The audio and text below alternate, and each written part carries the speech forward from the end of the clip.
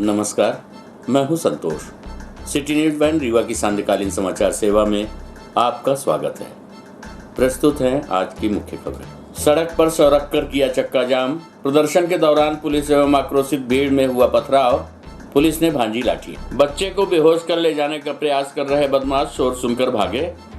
प्रधानमंत्री नरेंद्र मोदी के जन्मदिवस पर मुख्यमंत्री जनसेवा अभियान का हुआ शुभारंभ। खबरें अब विस्तार से। प्रधानमंत्री नरेंद्र मोदी के जन्मदिवस के अवसर पर मुख्यमंत्री जनसेवा अभियान का हुआ शुभारंभ। जनसेवा के माध्यम से आम जनता को संतुष्ट करना अभियान का मुख्य लक्ष्य है। आपको बता दें कि प्रधानमंत्री नरेंद्र मोदी के जन्मदिवस के अवसर पर मुख्यमंत्री जनसेवा अभियान का शुभारंभ जिला स्तर पर स्थानीय कृष्णाराज कपूर ऑडिटोरियम में किया गया। इस अवसर पर शासन द्वारा हितग्राही सम्मेलन का आयोजन कर हितग्राहियों को लाभान्वित किया गया। इस दौरान सांसद जनार्दन मिश्र, पूर्व मंत्री एवं वर्तमान विधायक राजेंद्र शुक्ला, संभागायुक्त अनिल सुचारी, कलेक्टर मनोज पुष्प, पुलिस अधीक्षक नवनीत भस, नगर निगम आयुक्त मृणाल मीणा सहित सैकड़ों हितग्राही उपस्थित रहे। आपको बता दें कि जनसेवा अभियान के दौरान 33 प्रमुख योजनाओं के पात्र हितग्राहियों को 100% लाभान्वित किया जाएगा, जिसमें संबल योजना, पेंशन निधि योजना, आयुष्मान योजना सहित 33 प्रकार की योजनाएं शामिल हैं। अभियान प्रधानमंत्री के जन्मदिवस 17 सितंबर से आरंभ होगा और जो 31 अक्टूबर को इसका समापन किया जाएगा। इस अभियान के दौरान जनसेवा पखवाड़ा भी आयोजित किया जा रहा है, जिसका समापन राष्ट्रपिता महात्मा गांधी की जयंती 2 अक्टूबर को होगा। बता दें कि आज प्रधानमंत्री नरेंद्र मोदी के जन्मदिवस के अवसर पर जिले के विभिन्न प्रकार के कार्यक्रम आयोजित किए जा रहे हैं। इसी तरीके से मानस भवन में स्वास्थ्य विभाग द्वारा स्वास्थ्य शिविर का भी आयोजन किया गया। प्रस्तुत है पूर्व मंत्री राजेंद्र शुक्ल से प्राप्त जानकारी के अंश। जी बताएं, गौरव दिवस के प्रधानमंत्री नरेंद्र मोदी जी के जन्मदिन के शुभ अवसर पर आज मध्य प्रदेश की धरती पर उन्होंने श्योपुर ज़िले में चीता को साउथ अफ्रीका से लाके और पर्यटन की दिशा में एक बहुत बड़ी मजबूती प्रदान की है। और उनके जन्मदिन के अवसर पर स्व सहायता समूहों का एक बहुत विशाल सम्मेलन जो श्योपुर में आयोजित हुआ, उसी कड़ी में एक अभियान मध्य प्रदेश सरकार ने शुरू किया है उनके जन्मदिन पर, जो आज से शुरू होकर 30 अक्टूबर तक चलेगा, जिसमें तमाम कल्याणकारी योजनाएं, संबल योजना से लेके PM स्वनिधि योजना से लेके पेंशन योजना और तमाम तरह की आयुष्मान कार्ड बनाने का महाअभियान, इन सबको 30 अक्टूबर तक चलाने का संकल्प मध्य प्रदेश की सरकार ने लिया है। उसी कार्यक्रम का शुभारंभ आज कृष्णाराज कपूर ऑडिटोरियम में जिला प्रशासन ने किया है। उस अवसर पर हम सारे लोग यहाँ पर इकट्ठे हुए हैं और हम उम्मीद करते हैं कि कल्याणकारी योजनाओं में ज़्यादा से ज़्यादा लोगों को लाभ मिलेगा और उनके जीवन में खुशहाली आएगी। स्व सहायता समूह की भूमिका राष्ट्र के लिए समर्पित है। स्व सहायता समूह के माध्यम से गरीब परिवार के उन बहनों को पूंजी उपलब्ध कराई जाती है और वो स्वरोजगार की ओर प्रेरित हो, इस प्रकार के काम करने का उनको मौका मिलता है। और हम लोगों ने देखा है कि बहुत सी ऐसी बहनें हैं जिनके घर में भोजन की ठीक से व्यवस्था भी नहीं हो पाती थी। आज वो 10 से लेके और 20,000 रुपये तक हर माह कमाते हैं और अपने परिवार का पालन करते हैं। तो ये बहुत ही अच्छी योजना है, जिसको लगातार मॉनिटरिंग करके और मजबूती प्रदान करने के लिए इस प्रकार के अवसरों पर सरकार अभियान चला के काम करती है और उसी कड़ी में आज ये कार्यक्रम है। लापता युवक का तालाब में मिला शव। आक्रोशित परिजनों ने सड़क पर शव रखकर किया चक्का जाम। समझाइश के दौरान हुआ विवाद। आक्रोशित भीड़ ने किया पथराव। पुलिस ने भांजी लाठियां। मौके पर पहुंची फोर्स। आपको बता दें कि अपने घर से 2 दिन पूर्व लापता हुए युवक अरविंद पटेल का सिटी कोतवाली थाना क्षेत्र के लखौरी बाग तालाब में शव मिला था, जिसके बाद परिजनों और पुलिस दोनों पहुंचे। पंचनामा की कार्रवाई शुरू हुई। इसी बीच परिजनों ने बीच कार्यवाही में ही शव को ले जाकर हाईवे में रखकर चक्का जाम कर दिया, जिसके बाद CSP एवं तहसीलदार समझाइश देते रहे, परंतु इस बीच हंगामा कर रहे एक युवक को हिरासत में भी ले लिया गया, जिसके बाद मामला और बिगड़ गया। हंगामे की स्थिति निर्मित हो गई। देखते ही देखते आक्रोशित भीड़ और पुलिस की झड़प हुई। इस बीच पथराव भी शुरू कर दिया गया, जिसके बाद स्थिति को काबू करने के लिए पुलिस ने हल्का बल का प्रयोग किया। इसमें लाठीचार्ज के दौरान एक व्यक्ति को मामूली चोट भी आई है। वहीं मौके पर पहुंचे नायब तहसीलदार यतीश शुक्ला की समझाइश के बाद पुनः पंचनामा कार्यवाही शुरू हुई और शव को संजय गांधी अस्पताल में रखवा दिया गया है। बता दें कि परिजनों की मांग थी कि आरोपियों को जल्द हिरासत में लिया जाए। वहीं पुलिस ने सभी आरोपियों को हिरासत में लेकर पूछताछ कर रही है। आपको बता दें कि लखौरीबाग तालाब के समीप एक सप्ताह पूर्व ठेकेदार वसीम खान और उसके साथी मंगल पासी में आपस में विवाद हुआ था, जिस पर परिजनों ने हत्या का संदेह व्यक्त किया था। फिलहाल पीएम रिपोर्ट के बाद ही घटना की सच्चाई सामने आ पाएगी। प्रस्तुत है घटना के संबंध में मृतक के पिता एवं नायब तहसीलदार यतीश शुक्ला से प्राप्त जानकारी के अंश। कौन है आपके? ये मेरा बच्चा है अरविंद पटेल। ये घर से कब गए ये थे? परसों रात में 9 बजे निकला है घर से, फिर वापस नहीं आए? वापस नहीं आया। फिर कल हमको पता चली करैया मंडी में थे, हम सब्जी लेके गए थे, तो हमको वहाँ एक आदमी बताया कि तेरे लड़के को 3 आदमी उठा लगे हैं। तो हम इनके पास आए, मड़ैया में 3-4 लोग थे, तो हम पूछे कि भाई लड़का हमारा दे दो जो जिंदा हो। तो एक बोल रहा है कि तेरे लड़के की लाश मिलेगी। कौन था वो बिज्जू था। कहाँ के हैं वो? ये सामने पुस्तरा नगर का। ये जो 3 लोग लेके गए थे आपके, उनको नहीं जानते हैं। उनको नहीं जानते? नहीं, वसीम लोगों के पास हम आए थे कल 10 साढ़े 9 बजे। हम उसको बोले कि मेरा लड़का दे दो जिंदा हो। तो ये चले गए रिपोर्ट डाले डायरेक्ट साहब सिटी कोतवाली। हम वहाँ पहुँच गए 3 समय। क्या रिपोर्ट डालने गए थे? ये कहीं कि जाल खींच रहा था मेरा। हाँ, आप थाने गए थे तो क्या बताया वहाँ थाने में? हम साहब ये लिखा है कि मेरा लड़का गोल हो गया है तलाश से, 3-4 आदमी उठा ले गए हैं, बस हो गया। तो ये कोई इनसे रंजिश थी पहले से कोई? हाँ, इनसे झगड़ा हुआ है, 8-10 दिन पहले हुआ है। काहे का झगड़ा था? वो ये मछली उछली की चक्कर में, मछली मारने में। हाँ, दिनई में। काम क्या करता है? एक चक्का जाम किया गया था, क्या पूरा मामला सर? ये यहाँ पर अरविंद साकेत 20 वर्ष की अरविंद पटेल 20 वर्ष की उम्र का बालक है। उसके कुछ 3 लोगों से यहाँ पर जो इनके परिजन बता रहे हैं, वसीम, बिरजू, इनके साथ पूर्व में कुछ विवाद था मछली को लेकर, मछली मारने को लेकर के। ये लखौरीबाग में कोई तालाब है, वहाँ पर ये लोग मछली मारने जाते थे और मछली मारने को ही लेकर के इन लोगों का पहले का कुछ विवाद था। और जो इनके परिजन बता रहे हैं, 1-2 दिन पहले से अरविंद का पता नहीं चल रहा था कि कहाँ है। तो सिटी कोतवाली थाने में उसकी गुमशुदगी की रिपोर्ट भी लिखाई गई थी। उसी को लेकर के कल इस अरविंद की जो बॉडी है वो तालाब से ट्रेस आउट हुई है। उसी को लेकर के परिजनों में आक्रोश था कि जितनी जल्दी हो सके उतनी जल्दी से जल्दी अपराधियों की धरपकड़ की जाए। ये इनकी मांगे ये हैं कि जो भी उनको परिजनों को आशंका है कि अरविंद की हत्या की गई है और उसको लेकर के इनकी मांग ये थी कि जो 3 लोगों का नाम ये लोग बता रहे हैं, वसीम, बिरजू और अन्य लोगों का, उनकी जल्द से जल्द गिरफ्तारी हो जाए। 3 संदेही पकड़े गए हैं, वो शायद खुद पहुंच गए थाने में। और क्या चाह रही है? और यही चल रहा है, पुलिस उसको लेकर धरपकड़ कर रही है। कुछ लोग पकड़े भी गए हैं, पूछताछ जारी है। जैसे जल्दी से जल्दी हो जाएगा, हम अपराधियों की धरपकड़ करके आगे की कार्यवाही के लिए न्यायालय में प्रस्तुत करेंगे उन्हें। ऐसा यहाँ पर है कि कुछ बातचीत ज़्यादा हो गई थी पुलिस और परिजन को लेकर के, उसी में कुछ विवाद की स्थिति बनी थी, पर अभी स्थिति शांत है और बॉडी को भी पीएम के लिए संजय गांधी हॉस्पिटल भेज दिया गया है समझाइश देने के बाद। सावधान, बच्चा चोर गिरोह अफसाना या हकीकत। 12 वर्षीय बच्चे के अपहरण का प्रयास 2 युवकों ने ग्रामीणों को शोर मचाने पर चलती गाड़ी से बच्चे को फेंका।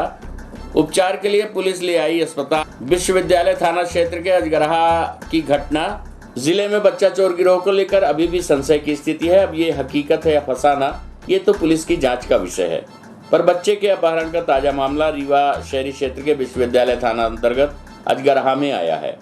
आज जहां सुबह बच्चा अपहरण की घटना के बाद लोगों में दहशत का माहौल व्याप्त है। जिला मुख्यालय में हुई इस घटना के बाद अब लोग ये मान बैठे हैं कि बच्चा चोर गिरोह हकीकत में है और छोटे बच्चों को टारगेट बना रहा है। दरअसल आज सुबह विश्वविद्यालय थाना क्षेत्र के अजगरहा गांव में रहने वाले एक 12 वर्षीय बालक अपने घर से घूमने के लिए निकला, तभी एक मोटरसाइकिल में सवार 2 युवकों ने उससे जबरदस्ती अपनी गाड़ी में बिठा लिया। रोहित साकेत की मां पूजा साकेत ने बताया कि जब 2 आरोपी उसके बेटे को मोटरसाइकिल में बैठा कर ले जा रहे थे, तभी वो शोर मचाने लगा। इस दौरान उन युवकों के द्वारा उस बच्चे को कुछ सूंघा दिया गया, जिसके कारण वो अचेत हो गया। लेकिन शोर मचा रहे बच्चे की आवाज़ ग्रामीणों के कानों तक पहुंची, तभी ग्रामीणों ने भी शोर मचाना शुरू कर दिया। इस दौरान दोनों आरोपी रोहित को चलती मोटरसाइकिल से फेंकते हुए फरार हो गए। घटना की सूचना मिलने पर 100 डायल पुलिस मौके पर पहुंची, जहां से रोहित को उपचार के लिए अस्पताल लाया गया, लेकिन रोहित अभी भी कुछ भी बोल पाने में सक्षम नहीं है। माना जा रहा है कि उसे कोई ऐसा नशीला द्रव्य सूंघाया गया है जिसके कारण वो बेहोश हुआ है। आंख खोलते हुए भी वो अचेत हालत में है। हालांकि आरोपियों को ग्रामीणों ने भागते हुए देखा है, लेकिन उसकी पहचान नहीं हो पाई है। फिलहाल अस्पताल लाए गए बालक का उपचार चिकित्सकों के द्वारा किया जा रहा है और घटना की सूचना संबंधित थाने में भी दी गई है। आइए सुनते हैं घटना के संबंध में किशोर के परिजनों से प्राप्त जानकारी के अंश। पूनम साकिब। यहाँ पे बच्चे में कौन अपराध आगे ले जा रहा है? चोर कितने लोग थे वो लोग? 2 आदमी, काहे में लेके जा रहे थे? 2 चक्का में।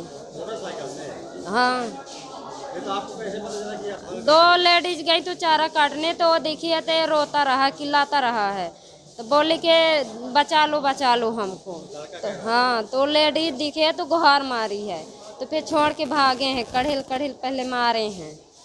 वो लड़के जो लेके जा रहे थे उनको लोग पहचानते हैं क्या? नहीं पहचानते, मुंह बांधे रहे हैं। क्या नाम है उनके लड़के का? इसका जो इसका रोहित साकेत। ये कहाँ गया था? सुबह कहाँ मिला? आज गरहा के है, वो थोड़ा मंदिर है उसके पास घूमने गया था। घूमने गए? हाँ आज गधा के? हाँ, क्या नाम है आपका? पूनम साकेत। आपको कैसे पता चला कि उसको लेके जा रहे हैं? चारा काटने रही है लेडीज, तो ऑटो वाले निकले, तो भरी सवारी ऑटो निकली, तो वो सवारी का छोड़ कर ये बच्चा का देखने लगे। तो हाँ, रोड के पास है में। अभी बोल पा रहा है कुछ? नहीं बोलता है, मारे भी है क्या? मतलब बोलता नहीं है, निहारता बस है। कै बजे घटना है ये? अभी मतलब 1.5 घंटा अब हो गए, 1 घंटा तो हो गए ले आने। वो जब ले आए हैं तो बेचारा लुंज रहे हैं, अब क्या करें। हाँ, जब हमको लेकर आए बताए बेचारे, तब ना हम जाने। दोस्तों के साथ घूमने गए युवक की हत्या। रीवा से सटे जंगल में पहले रेता गया गला, फिर सिर पर पत्थर पटक कर की गई हत्या। लापता होने के दूसरे दिन जंगल में मिली युवक की लाश, दोस्तों पर ही हत्या की आशंका। आपको बता दें कि 4 दोस्तों के साथ घूमने निकले युवक की हत्या का सनसनीखेज मामला प्रकाश में आया है। गुरुवार को घूमने गए युवक का शव शुक्रवार की शाम रीवा से सटे सतना जिले के ताला थाना क्षेत्र के आनंदगढ़ जंगल में मिला है। युवक का गला धारदार हथियार से रेता गया, जिसके बाद सिर पर पत्थर भी पटका गया है। घटनास्थल पर पहुंची पुलिस ने मौका मुआयना किया और शव को कब्जे में लेकर पीएम के लिए अस्पताल भेजा गया है। युवक की हत्या का शक उसके दोस्तों पर ही जताया जा रहा है। फिलहाल पुलिस ने संदेहियों को हिरासत में ले लिया है, जिनसे पूछताछ की जा रही है। जानकारी के मुताबिक गोविंदगढ़ निवासी 20 वर्षीय पवनवीर प्रजापति गुरुवार को अपने 4 दोस्तों के साथ घूमने निकला था। देर शाम तक दोस्त घर तो लौट आए, लेकिन पवन घर नहीं लौटा। रात भर इंतजार के बाद शुक्रवार की सुबह से युवक की तलाश शुरू हो गई। परिजनों के साथ युवक के साथ घूमने गए दोस्त भी उसकी तलाश में जुटे हुए थे। परिजनों के साथ उसके लापता होने की सूचना देने दोस्त भी थाना पहुंचे। इसी बीच दिन भर चली तलाश के बाद शाम को गोविंदगढ़ से सटे ताला के आनंदगढ़ जंगल में एक युवक की लाश मिली, जिसकी पहचान लापता युवक पवनवीर के रूप में हुई है। सूचना मिलते ही ताला व गोविंदगढ़ पुलिस मौके पर पहुंची, जहां पाया कि युवक की किसी धारदार हथियार से गला रेतकर हत्या की गई है और फिर उसकी पहचान छिपाने के लिए सिर पर पत्थर पटका गया है। हालांकि युवक की हत्या किसने और किस इरादे से की अभी तक स्पष्ट नहीं है, लेकिन परिजनों ने दोस्तों पर ही संदेह जाहिर किया है। फिलहाल पुलिस ने कुछ संदेहियों को हिरासत में ले रखा है, जिनसे पूछताछ की जा रही है। पुलिस को घटनास्थल से एक टूटा हुआ चाकू व खून से सना पत्थर भी पड़ा मिला है। मृतक के पास से उसका मोबाइल गायब है। पुलिस फिलहाल घटनास्थल सहित आसपास सर्चिंग कर साक्ष्यों को एकत्रित कर रही है और हत्यारों का पता लगाने में जुटी हुई है। आइए सुनते हैं घटना के संबंध में एडिशनल एसपी अनिल सोनकर से प्राप्त जानकारी के अनुसार। गोविंदगढ़ में एक पवनधीर करके प्रजापति थे। वो अपने मित्रों के साथ में उपरा की तरफ गए थे गोविंदगढ़ में पहाड़ घूमने के लिए। तो वो अपने साथ एक फोटोग्राफी के लिए एक फोटोग्राफर को भी ले गए थे और उनके साथ 3 मित्र थे, जो शिवन बरगाही, मोहम्मद यासीम और हिमांशु सिंह। ये 3 जन उनके साथ थे और ये चारों मित्र थे और आपस में घूमने गए हुए थे। वहाँ से फ़ोटोग्राफी करने के बाद फोटोग्राफर वापस आ गया था। कुछ देर बाद जो है पवनधीर के अलावा शेष तीनों लोग भी अपने अपने घर वापस आ गए और शाम को जब वो नहीं लौटा तो घर वालों ने चिंता की और उनको ढूंढने का प्रयास किया। ये तीनों लड़के भी उनके साथ ढूंढने के लिए निकले थे। फिर पुलिस को सूचना दी, पुलिस ने गुम इंसान कायम करके और उसको तलाशने का प्रयास किया। कल उसकी लाश जो है उसी जो मुड़कटा जंगल कहते हैं वहाँ पे मिली। लाश जो है उसमें चोट के निशान थे शरीर में।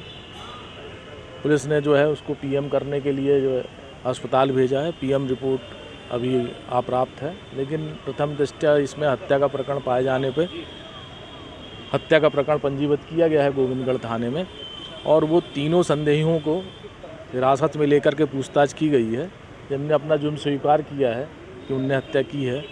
अभी हत्या के क्या कारण थे, हत्या क्यों की गई, इसके संबंध में पड़ताल जारी है। रीवा के अभिज्योति और लक्ष्मी अस्पताल नर्सिंग होम का लाइसेंस निरस्त, संचालन पर लगी रोक। निरीक्षण के दौरान मिली थी कमियां, निर्देश के बाद भी ठीक नहीं की गई। अन्य निजी नर्सिंग होमों पर भी हो सकती है कार्रवाई।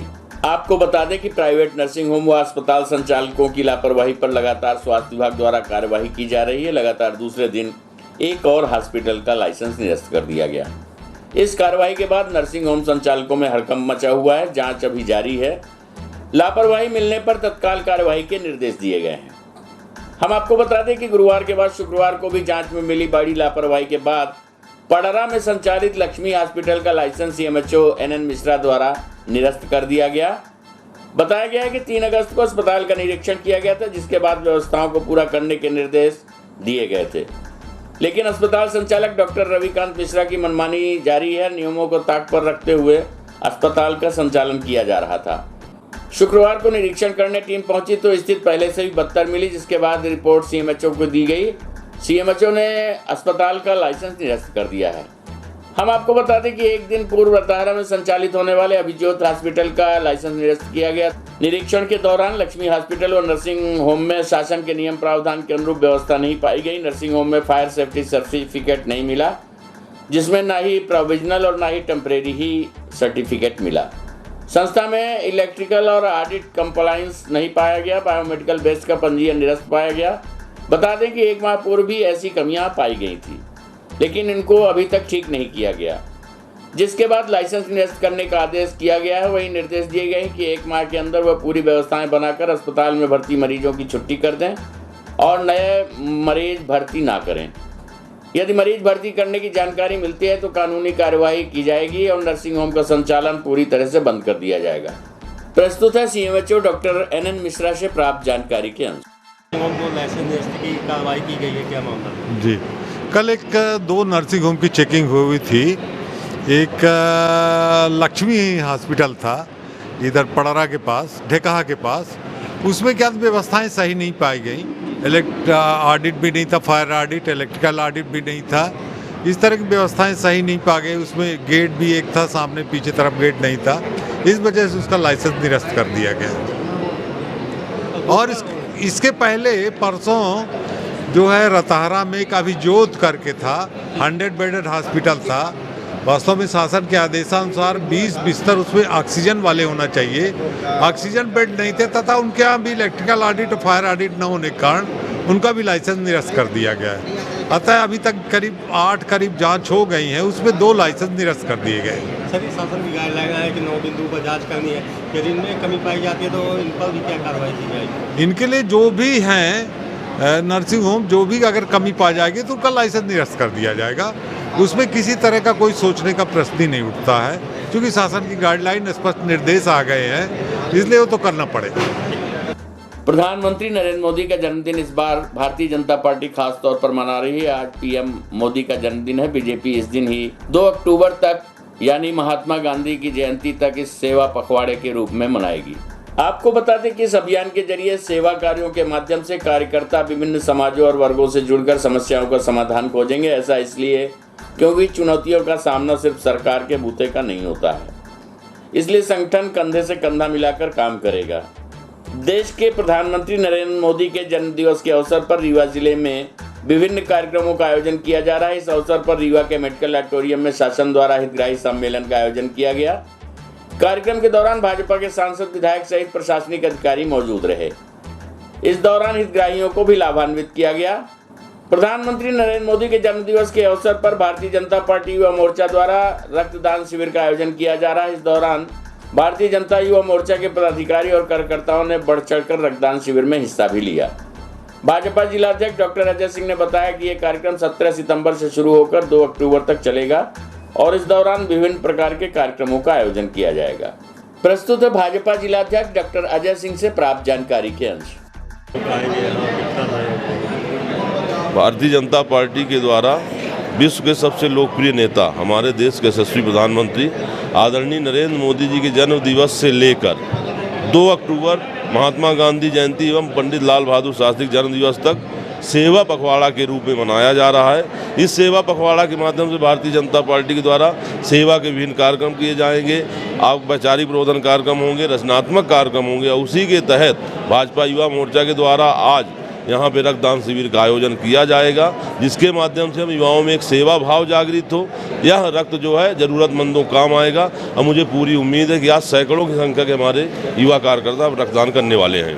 आज मोदी जी लाइव आ रहे हैं और कुछ लोगों का सहयोग भी हो रहा है यहाँ से शासन के द्वारा, क्या योजना चलाई जा रही है? अब ये तो जो आप कार्यक्रम की बात कर रहे हैं, हमारे मध्य प्रदेश के यशस्वी मुख्यमंत्री शिवराज सिंह जी ने 17 सितंबर से लेकर 31 अक्टूबर तक हितग्राही शिविर लगाने का आदेश किया है, जिसके तहत पूरे प्रदेश के सभी पंचायतों तक शिविर लगेंगे। शिविर के माध्यम से जो भी पात्र हितग्राही हैं जिन्हें शासन की योजनाओं का लाभ नहीं मिल रहा, उनको उनके घर पर जाकर पंचायत में शिविर लगाकर वो लाभ देने का काम किया जाएगा। आज की खबरों में बस इतना ही। कल हम फिर हाजिर होंगे कुछ नई खबरों के साथ। तब तक के लिए हमें इजाजत दीजिए। नमस्कार।